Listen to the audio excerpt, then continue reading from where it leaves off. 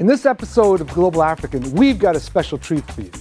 We're going to first explore the African presence in Mexico, and then we're going to take a turn and look at the relationship of the African population and Native Americans in North America. This is the Global African. I'm your host, Bill Fletcher. Thanks very much for joining us. In a recent article in the New York Times entitled "A Question of Identity for Black Mexicans," it was reported that Mexico, one of the most populous countries in the Americas, will soon move to do something it has not attempted in decades and never on its modern census, and that is to ask people if they consider themselves Black.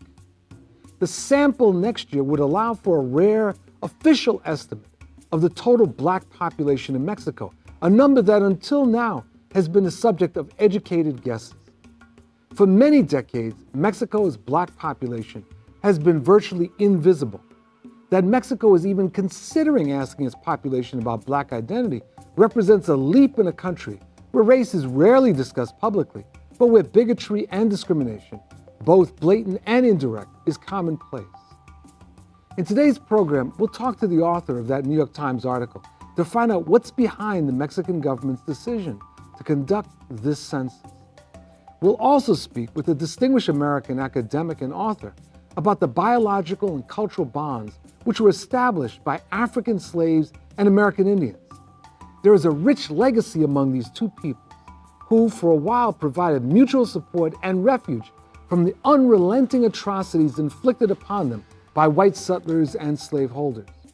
Important historical research has helped to shed light on how this relationship has shaped current-day U.S. culture and society.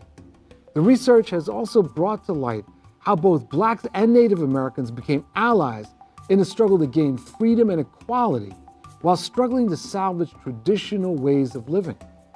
Unfortunately, this important chapter in U.S. history is not being taught in our school system, and consequently, millions of Americans have little or no knowledge that there were significant Black Indian colonies in North America and that this alliance is alive and well today. Today, we'll make a modest start at reversing this blatant and unforgivable omission. We're joined by Mr. Randall Archibald, who is the New York Times bureau chief for Mexico, the Caribbean, Central America, and in that capacity, he covers a range of issues, including security, the economy, and social trends. Mr. Archibald, thank you very much for joining us on Global African. Thank you for having me.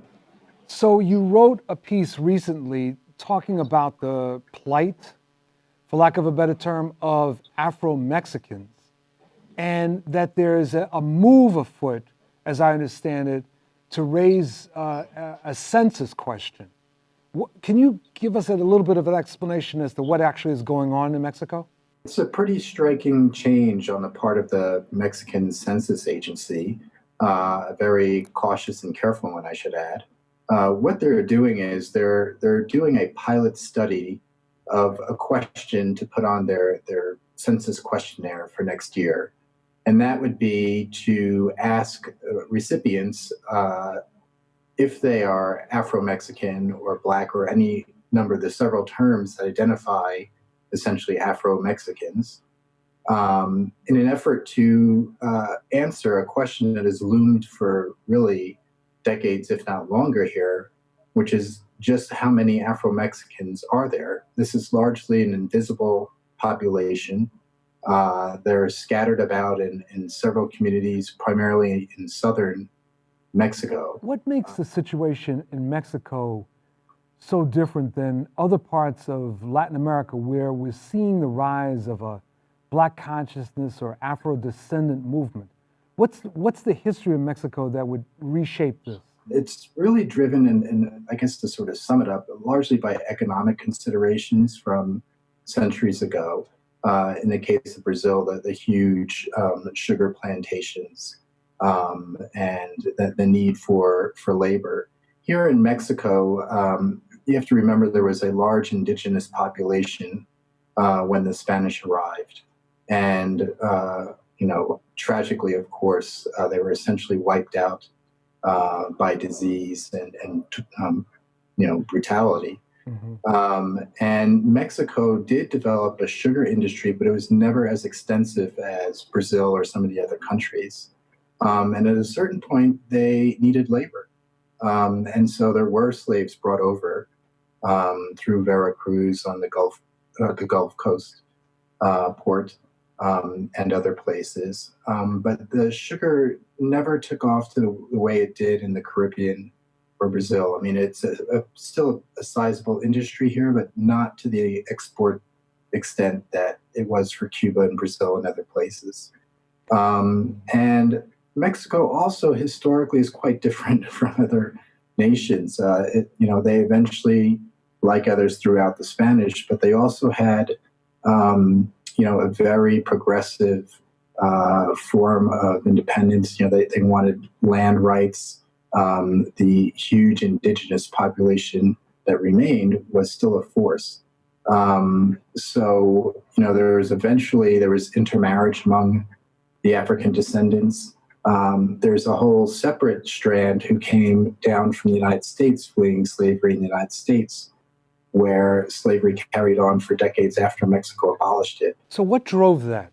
I mean, the development of a kind of Mexicanness that was, as you said, mestizo, recognizing the European and the indigenous blood. But what drove the ignoring of the African blood?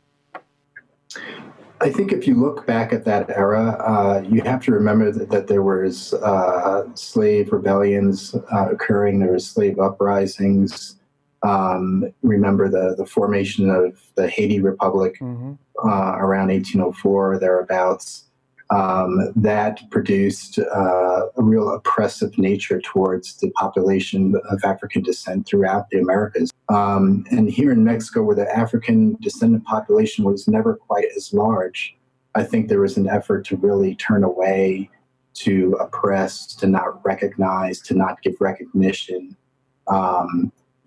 Just in sheer numbers, there was still far more people of indigenous descent. In addition to the European descent, who were the leaders. So how does race play out then in Mexico? Like there are stories of people of African descent when they leave their communities, or actually being a little squeamish about leaving their communities. How is race felt and lived in Mexico then? That's very true. Like I said, these populations are concentrated in certain areas of southern Mexico, primarily. Unlike in the United States, where there was, the Great Migration that brought large numbers of African Americans to the cities of the North, with very large influential populations that developed there. Such a migration never occurred in Mexico. Mexico City has actually very few people of African descent. When you see them on the street and say, "Hey, how are you?" and you discover that they're actually migrants or immigrants from Africa, diplomats or corporate expats, not really from a Mexican community. So the way race is lived, yes, those people who live in those communities, when they do venture out, their fellow Mexicans are often shocked, surprised, in some cases appalled that there are Mexicans of African descent. That they're questioned about where they're from. You must be from Cuba. You must be from the Caribbean. You must be from somewhere else. You can't be Mexican. We're mestizo. We're Indian and European. And at best, it's that sort of docile ignorance. At worst, it's outright discrimination. People are hauled into immigration centers and their papers are checked. There's a certain level of ridicule. What I'm trying to understand is how the experience of race from the standpoint of the African descendant is lived in Mexico. And particularly for our viewers to get a sense as to how it's different than, let's say, in the United States. Sure. I think for Afro-Mexicans or Black Mexicans, when they venture out of their communities, they find that their fellow Mexicans are often shocked or surprised, in some cases appalled that they exist. The reaction is, you can't be Mexican, you're not mestizo. We're mestizo. We're Indian and European blood. So where are you from, really? You must be from Cuba, or the Caribbean or Central America or somewhere else. And sometimes it's kind of laughed off. Sometimes it gets actually hostile. The police have been known to bring people into the immigration center to really verify that they are in fact Mexican. There's reports that people will not give up a seat on the bus, to a lady that they might have if she were mestizo. What do you see as the future for the Afro-Mexican or any sense of Black consciousness in Mexico? That's a good question, and it's a real hard one to answer because, as I mentioned earlier, this population has been invisible for so long.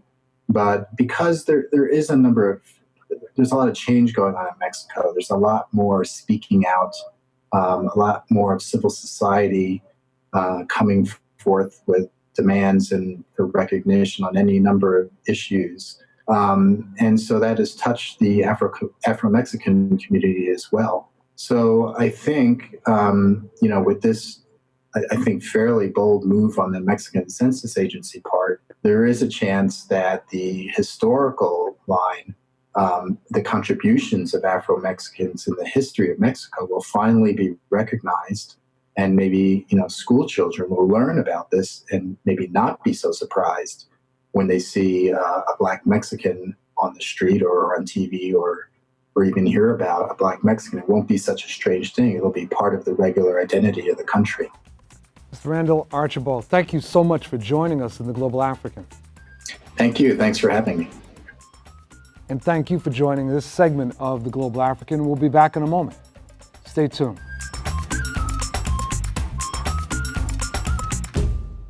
We're now joined by Professor William Katz, the author of Black Indians, A Hidden Heritage, also the author of 40 other books on African Americans, Native Americans, and others who've been omitted from official U.S. history that's generally taught in our schools.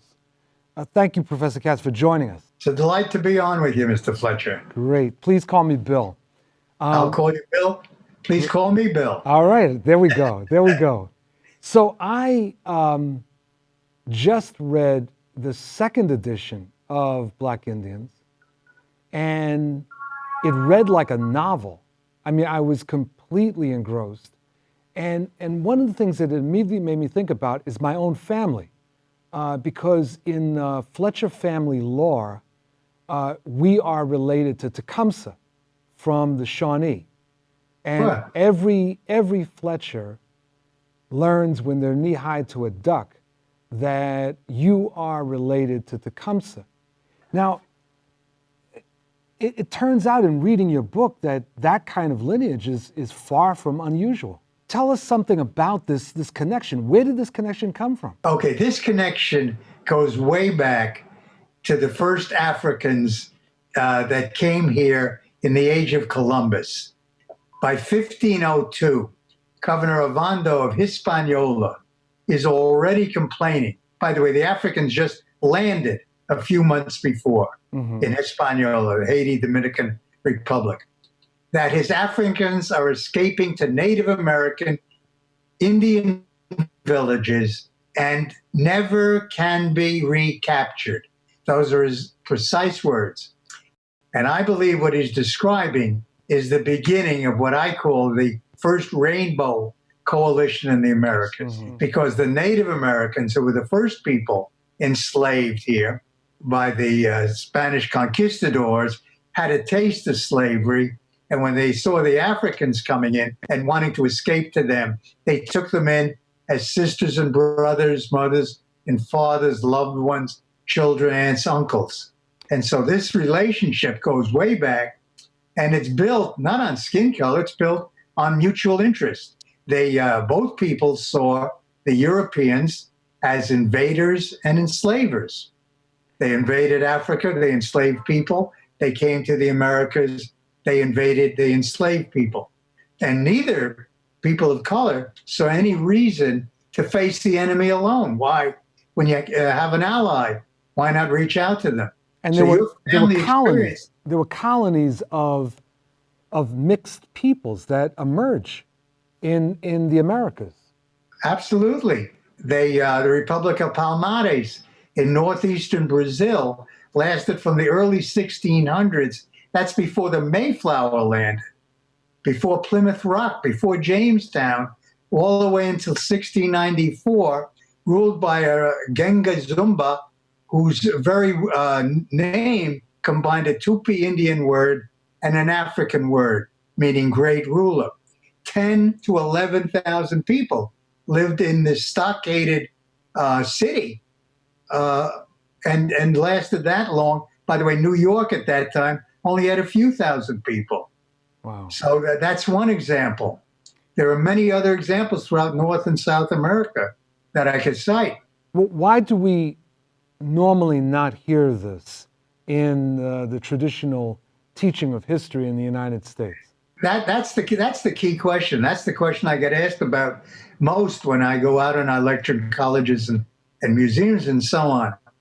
First of all, it challenges the traditional American narrative that Columbus and all of particularly the Anglo-Saxons who came over, were explorers rather than invaders. They were bringing civilization and Christianity, and the fact that Native Americans had to fight for their land, a losing fight. They had to fight for their identity. They had to fight against slavery, and so did Africans. That challenges this. And you have actually the point I make in Black Indians, and that I've made for years, is that the first freedom fighter, we're a nation that celebrates freedom fighters. The first freedom fighters in this country were people like the people that Columbus landed on in Hispaniola, the Arawak people and so on, and the Africans he enslaved. And they were fighting a fight for freedom to get loose from that grip, from the colonialism and enslavement that the European policies were bringing to the Americas. Let me ask you this, Professor, or Bill. In reading your book and thinking about my family, but also thinking about other African Americans I know who have claimed some lineage related to Native Americans, I also found myself thinking about Professor Henry Louis Gates, who made suggested that African Americans overstate our bloodlines with Native Americans. And I was very surprised when I heard that, and I was curious how you responded to Gates's point of view. Okay, well, he bases it on testing people's blood. And I've talked to hundreds and hundreds of people in doing my research for Black Indians. They don't think that cuts it all. I'm not a scientist, but there are those African-American scholars with Native American ancestry who have also challenged the scientific evidence and what it proves. First of all, we know we're all descended from people of African descent. Africa was the cradle of civilization way back before we had an America or other continents with people around. Right. But the thing is that I found out that the mixture, it's a social and cultural mixture. It's not always a blood mixture. Sometimes the Africans in the Native American villages chose to marry among themselves. Sometimes they chose, along with the Native Americans, to intermix the two cultures. But whatever they did, they feel that they shared this heritage. And there's a real challenge to what Professor Gates, is floating at this point, in this particular argument. I mean, he's been very complimentary of my work up to this point. So I don't have an individual argument with him, but I think he's wrong on this. I think there's more to it than just testing people's DNA. Well, this actually brings us to something that frankly has infuriated me, which is this sort of almost ethnic cleansing that has been taking place in some North American tribes. Yes. of Indians, where, for example, the Cherokees. Right. I believe that there's a whole squabble among Seminoles. Yes. Around Cherokees and Seminoles. Yes. around this issue of whether people of African descent are actually legitimate Indians. And I mean, when I've seen this, I'm just fit to be tied. I mean, the Cherokees, among others, seem to have been constantly on the wrong side of history. And this is just seems to add fuel to the fire. Bill, you're right on point. They're on the wrong side of history, because if they look back, their ancestors had no problem in taking in Africans and intermarrying with them. There's a famous statement of one who has lived among the Cherokees for years. He referred to his relatives who were under white masters in the Carolinas, and he said, while you were licking the boots of your master, we were eating out of the same pot with the Indians. Mm-hmm. And however, what you said is true.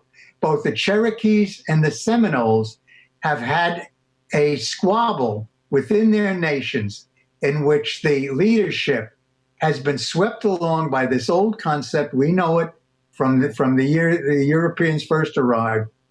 It's called racial purity. Mm-hmm.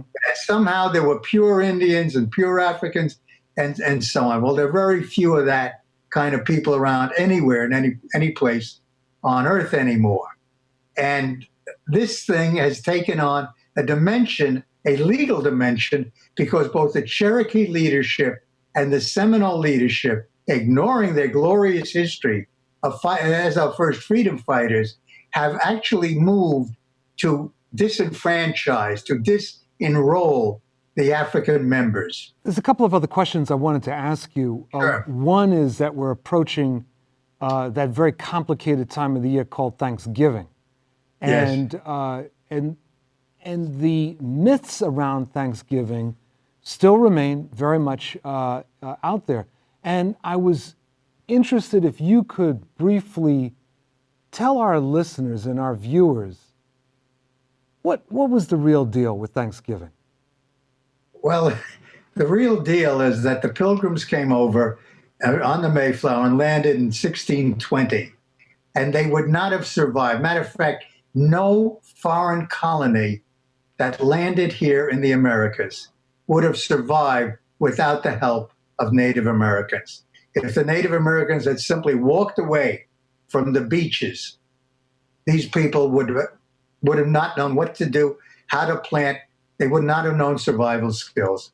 The Wampanoag Indians that greeted the Pilgrims taught them how to fish, what to cultivate, what things would grow, what poisons to stay away from, and they helped them in every way. And so the first Thanksgiving, a year later, grows out of the Puritans' decision to celebrate, under Governor Bradford, their governor, celebrate a Thanksgiving. Now, what they celebrated was themselves. They celebrated their endurance. They didn't celebrate those who helped them, taught them, and really helped them survive. The Wampanoags, they had a big feast, and according to the story that we got down from Governor Bradford, was that everybody was invited to sit down. Well, I don't buy that. These are people who considered the Wampanoags and the other Native Americans they would find for the next 100 years as inferior racially and culturally and certainly religiously, because they were not Christians. Well, Professor Katz, thank you so much. I feel like we could go on for hours. There's a million other questions I'd like to ask you, and perhaps at some other point we can have you back to explore these issues in more depth. Thank you so much. Thank you for having me on. Good to meet you, Bill. Absolutely, absolutely. And thank you for joining us for this episode of The Global African. I'm your host, Bill Fletcher, and we'll see you next time. Thanks a lot.